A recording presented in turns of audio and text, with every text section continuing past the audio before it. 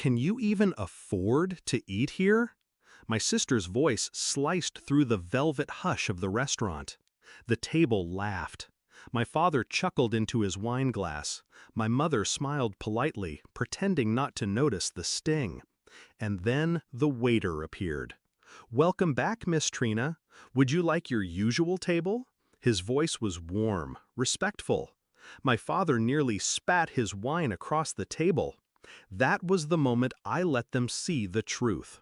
I grew up in a house where comparison was oxygen.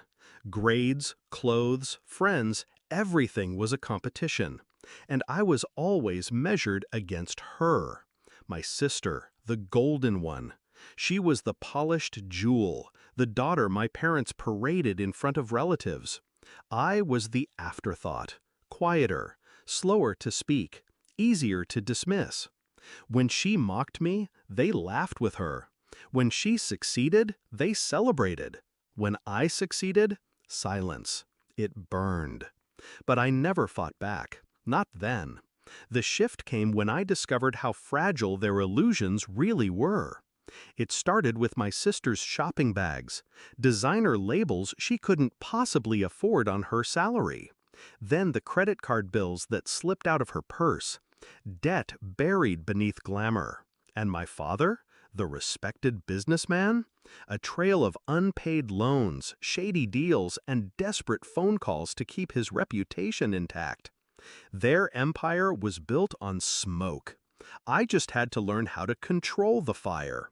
While they mocked me for struggling, I built quietly. 2 jobs, night classes, investments no one knew about. I lived simply, deliberately.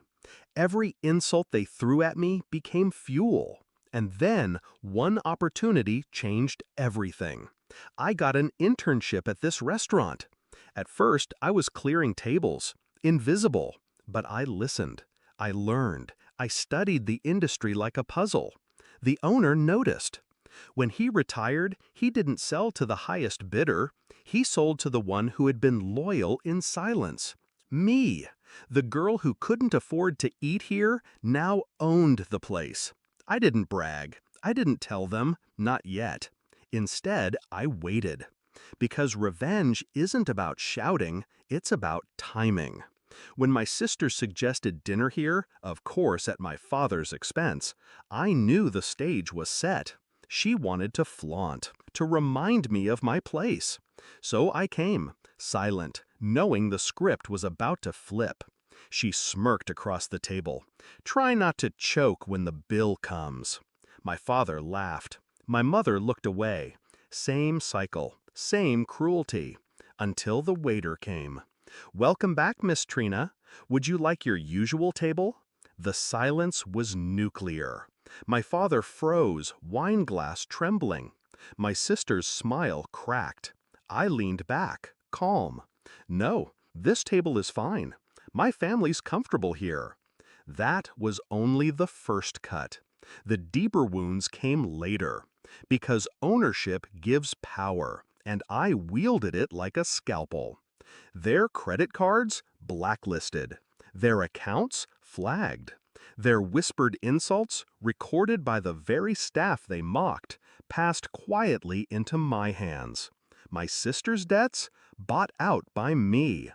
Every lender she owed now funneled through my name. And when she missed payments, as I knew she would, guess who came knocking?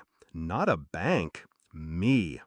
The confrontation wasn't in public, it was in her apartment, dim and cluttered, the shine stripped away. She tried to sneer, but her eyes darted to the eviction notice on the counter. "You planned this," she hissed. I didn't deny it. I just smiled. "You handed me the knife every time you mocked me. I only learned how to use it." Her silence was worth more than any apology. As for my father, his collapse was slower. Contracts dissolved once his reputation cracked. Clients he thought loyal suddenly moved on. And when his name hit the papers tied to fraud and mismanagement, it was my restaurant, the one he once sneered at, that refused his reservation. The man who once laughed at my failures now dines on shame. And my mother? She stays quiet now.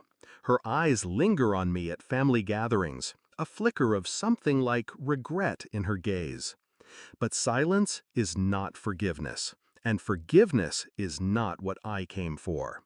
I didn't need to raise my voice. I didn't need to scream that I had won. The waiter did it for me. The contracts did it for me. Their downfall did it for me. So when my father nearly spat out his wine that night, shocked that his forgotten daughter was Miss Trina, I didn't gloat. I simply lifted my glass, calm, steady. "Enjoy dinner," I said. "It's on me." And in that moment, they understood. The family fool had become the one holding the check, the keys, and the power. Revenge doesn't always roar. Sometimes it whispers. Sometimes it smiles. And sometimes it greets you at the door with a waiter's bow. "Welcome back, Miss Trina."